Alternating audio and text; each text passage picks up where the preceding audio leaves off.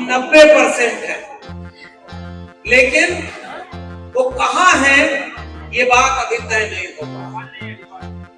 वो वाकई कांवड़ ले जाने वाले में 90% है या विश्वविद्यालयों में 90% है, स्कूलों में 90% है, ये अभी तय नहीं है। अस्पतालों में मरीज बन करके जो दवाई के लिए तरस रहे हैं वहां हम 90% हैं, या किसी पूंजीपति की कंपनी में सस्ता मजदूर मुहैया कराने वाले हम 90%, या विदेश पढ़ने जाने वाले विद्यार्थियों में हम 90% हैं, या इस देश को चलाने वाले अधिकारी, कर्मचारी और प्रोफेसरों में हम 90% हैं, ये पता नहीं है। इसीलिए हम कहते हैं कि इस देश में सबसे पहली चीज अगर कोई होनी चाहिए तो वो जातिवार जनगणना। एक बार जनगणना हो जाए ताकि पता चले कि कौन कहां किसका हिस्सा लिए हुए और कौन कहां कितने में गुजारा कर रहा है। कि यार मक्तल से बहरहाल गुजरना होगा, यार मक्तल से बहरहाल गुजरना होगा, बच गए हम तो किसी और को मरना होगा, बच गए हम तो किसी और को मरना होगा। टाल देने से कोई मसला हल नहीं होगा, एक न एक दिन कोई फैसला लेना होगा। अगली नस्लों को बर्बादी से बचाने की खातिर जो भी करना है इसी नस्ल को करना होगा।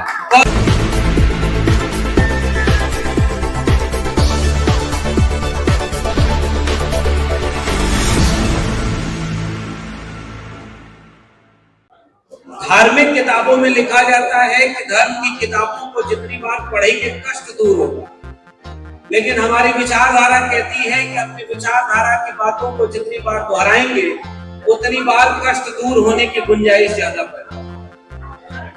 इसी उम्मीद के साथ आज हम जिस दौर में यहाँ पर खड़े हैं, ये एक तरफ सुकून भरा भी है और दूसरी तरफ मुश्किल भरा भी।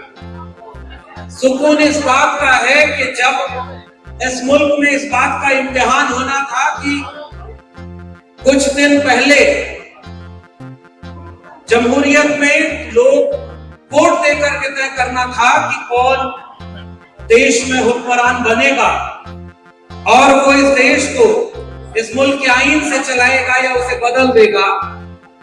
इस तरह के जन आंदोलनों का, सामाजिक संगठनों का और ऐसी तमाम बैठकों का ये प्रतिफल है कि संविधान को बदलने की बात करने वाले कमजोर इतना हुए हैं कि अब उन्हें भी सहारे की जरूरत पड़ी है। अब संविधान बदलने की बात करने के पहले संविधान पर माथा झुकाकर तब शपथ लेने का। ये इस तरह के कार्यक्रमों की ही और इस तरह की वैचारिक गोष्ठियों की ही मैं उपलब्धि मानता हूं। दूसरी बात ये कि जब से ये सारे लोग फिर से सत्ता में आए हैं, इसका मतलब ये है कि विचारधारा की लड़ाई अभी अधूरी है, उनसे लड़ा जाता है और मुद्दों के आधार पर लड़ी जाएगी। और ऐसे मुद्दे जिसमें हम बार बार ये कह चुके हैं कि हम 85% हैं, हम 90% हैं, लेकिन वो कहां है ये बात अभी तय नहीं हो पा। वो वाकई कांवड़ ले जाने वाले में 90% है या विश्वविद्यालयों में 90% है, स्कूलों में 90% है, ये अभी तय नहीं है।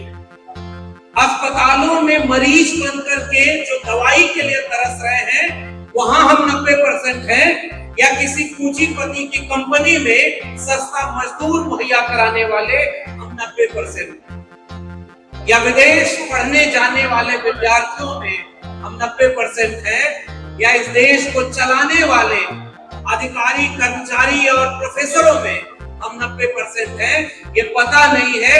इसीलिए हम कहते हैं कि इस देश में सबसे पहली चीज अगर कोई होनी चाहिए तो वो जातिवार जनगणना। एक बार जनगणना हो जाए ताकि पता चले कि कौन कहां किसका हिस्सा लिए हुए और कौन कहां कितने में गुजारा कर रहा है। इंटरनेशनल लेबर ऑर्गेनाइजेशन एक रिपोर्ट अपनी जारी करता है और उस रिपोर्ट में पता चलता है कि 1% से भी कम अरबपति दलित समाज के हैं, 1% के तकरीबन ओबीसी दलित मिलाकर है और आदिवासी एक भी अरबपति नहीं। फिर हम जानना चाहते हैं कि वो अरबपति कौन है। 2023 के आखिरी दिनों में ऑक्सफैम की रिपोर्ट आती है जो ये कहती है कि 1% आबादी के पास 40.5% संपत्ति का कब्जा है और 3% संपत्ति पर 50% लोग गुजारा कर रहे हैं। हम ये जानना चाहते हैं कि वो 50% लोग कौन है जो इतने बदहाली में गुजारा कर रहे हैं। मंदिरों में तो शोर है, असली दुआएं तो अस्पतालों में सुनाई देती हैं, जहां दवाई नहीं है, इलाज नहीं है। और इस देश में आंदोलनों के नारे हुआ करते थे कि रोटी कपड़ा सस्ती हो और दवा पढ़ाई सस्ती है। लेकिन आज के वक्त पढ़ाई और दवाई दोनों महंगी कर दी गई है। आज ही बजट पेश हुआ है, किसानों को 5.5% 2014 में बजट का हिस्सा मिलता था और इस बार वो घटकर 3% हो गया। शिक्षा पर बजट घटते घटते पिछले 10 साल में आधा हो गया। हथियारों को खरीदने का बजट बढ़ाया गया है और सबसे ज्यादा बजट उन्हें दिया गया है जिनकी बैसाखियों के सहारे कोई तीसरी बार प्रधानमंत्री बनकर बैठा है, अपनी कुर्सी बचाए सके, इसलिए उन बैसाखियों को बजट दिया। ये बजट की भाषा ही ऐसी है जो आम लोगों को समझ में नहीं आएगी। और ऐसे वक्त में उसी संसद में खड़े होकर कहा जा रहा है कि पुरानी पेंशन अब इस देश में नहीं मिलेगी, शिक्षा का अधिकार नहीं मिलेगा। जिसकी जेब में पैसा होगा उसके बच्चे अच्छे स्कूलों में जाएंगे और जिसकी जेब में पैसा नहीं होगा उसके बच्चे अच्छे स्कूलों में पढ़ाई नहीं करेंगे। और हम जानते हैं कि जिस समय ये बात हो रही है वही दिल्ली विश्वविद्यालय कहता है कि हम अपने आप मनुस्मृति पढ़ाएंगे और ताकि वहां पर विवेक पैदा हो और पुरानी परंपरा में लोग जान सके कि भारत में भी कानून की एक किताब थी और उस पर क्रिटिकल एनालिसिस करेंगे। ये इस तरह के जन आंदोलनों की ताकत है कि उसके अगले दिन ही जिस अखबार में खबर छपी थी पहली बार कि दिल्ली विश्वविद्यालय मनुस्मृति पढ़ाएगा, दिल्ली विश्वविद्यालय का कुलपति उसी अखबार के पत्रकार को फोन करके कहता है कि हम मनुस्मृति नहीं पढ़ाएंगे और हमारा ये बयान अखबार में छाप लीजिए वरना हमारी कुलपति की कुर्सी भी कहीं चले न जाए। वो ताकत इस तरह के संगठनों और ऐसे कार्यक्रमों से आई है, इसलिए मैं आपको बधाई देना चाहता हूं।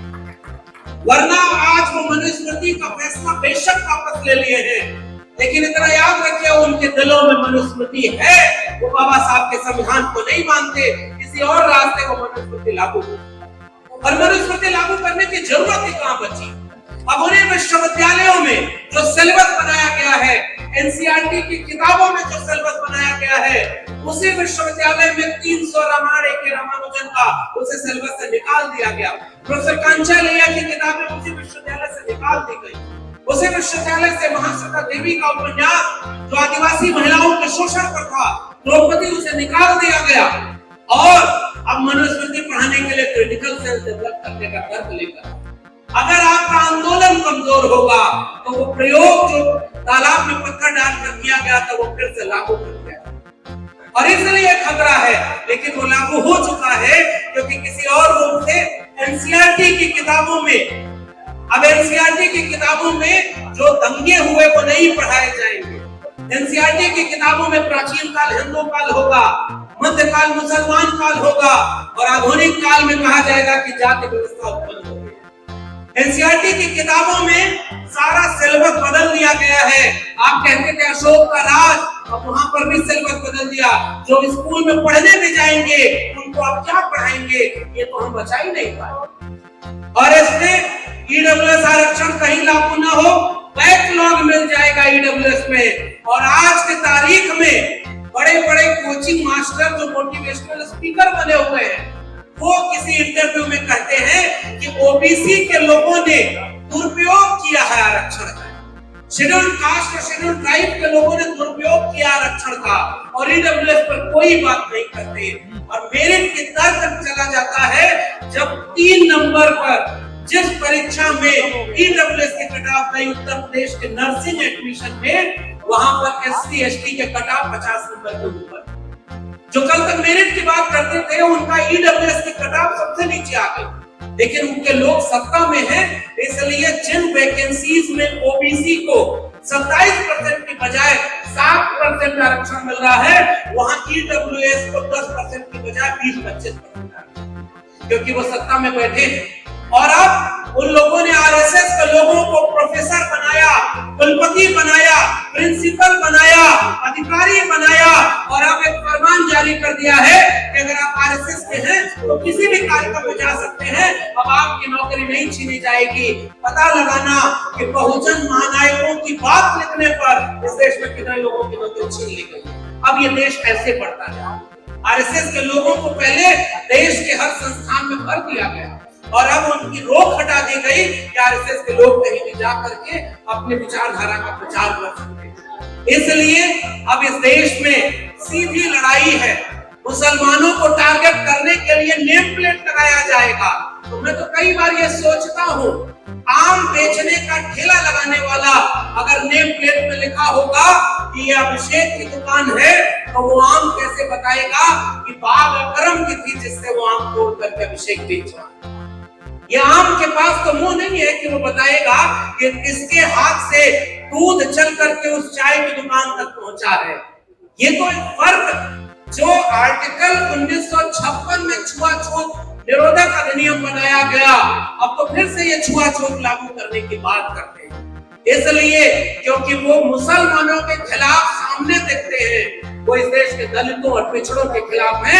इस बात को हमें कहना होगा, और हम मुसलमानों के खिलाफ जो कार्रवाई होगी उसमें भी खड़े होंगे और ये बताएंगे कि किसी दुकान पर किसी धोबी पासी की, किसी निशात मल्लाह की, किसी कुर्मी कोयरी अहीर की अगर जाति लिखी होगी तो बताओ उनकी सूचना बंद होगी कि नहीं होगी। इसलिए ये अपने मन में मनुस्मृति लागू किए हुए हैं, बाकी जगहों पर भी उसी को आरोपित कर कुर्सी बचाने के लिए। इसलिए मैं आपसे ये गुजारिश करना चाहता हूं कि अगर इस देश में आज की तारीख में सबसे पहली कोई जन आंदोलन की मांग बननी चाहिए तो वो कास्ट सेंसस होना चाहिए, जातिवार जनगणना होनी चाहिए, और जातिवार जनगणना ही देश को बचाएगी, और जातिवार जनगणना से ही सबको सबके हिस्से का हक मिलेगा। और ये हकमारी जब तक हम नहीं बचा पाएंगे तब तक इस देश का कुछ नहीं हो सकता। और मैं आखिर में एक छोटी सी कविता पढ़ना चाहता हूँ, और इसी में पैगाम हमारा है कि हम क्यों बार बार इस तरह के कार्यक्रमों में आते हैं। हमने कलम किताब हाथ में ली, हम यहाँ तक पहुंच सके। ये अलग बात है कि हम आरएसएस के कैडर नहीं थे तो नौकरी से निकाल दिया, मगर उनको लगा था कि नौकरी से निकाल देंगे तो डर के चुप हो जाएगा। हम तो ये सीख करके आए थे कि जुल्म के साये में लब खोलेगा कौन, तो हम भी चुप रहे तो फिर बोलेगा। इसलिए क्योंकि इसी कलम और किताब से हम यहाँ तक पहुंचे। सवाल किसी एक लक्ष्मण यादव की नौकरी का नहीं है, सवाल यह है कि अब इस देश में आधे % से भी सरकारी नौकरियां कम बची हुई हैं, बाकी सब तो प्राइवेट हो गई, तो फिर नौकरी करेंगे। इसलिए मैं आपसे जाते जाते गुजारिश करना चाहता हूँ कि बहुत सारे लोग बांटने के लिए तैयार हैं, हम मिल करके एकजुट होकर के, बहुजन समाज के लोग एकजुट होकर के संविधान को बचाने के लिए न्यूनतम सहमति पर, अधिकतम सहमति पर नहीं, वरना हम लोग तो तराजू लेकर तौलते हैं कि कौन शुद्ध अम्बेडकरवादी, कौन शुद्ध सामाजिक न्याय की बात करने वाला। न्यूनतम सहमति पर अधिकतम एका बनाइए, वरना लड़ने के बहाने हमारे बीच 1000 मिलेंगे, जोड़ने के बहाने अगर एक मिल जाए तो उसी के बहाने जुड़ जाए, और जिम्मेदारी हमारे ऊपर सबसे ज्यादा है। मैं एक आखिर में शेर कह के इसी के साथ अपना पैगाम आप तक पहुंचाना चाहता हूँ कि यार मक्तल से बहरहाल गुजरना होगा, यार मक्तल से बहरहाल गुजरना होगा, बच गए हम तो किसी और को मरना होगा, बच गए हम तो किसी और को मरना होगा, टाल देने से कोई मसला हल नहीं होगा, एक न एक दिन कोई फैसला लेना होगा, अगली नस्लों को बर्बादी से बचाने की खातिर जो भी करना है इसी नस्ल को करना होगा। बहुत बहुत धन्यवाद।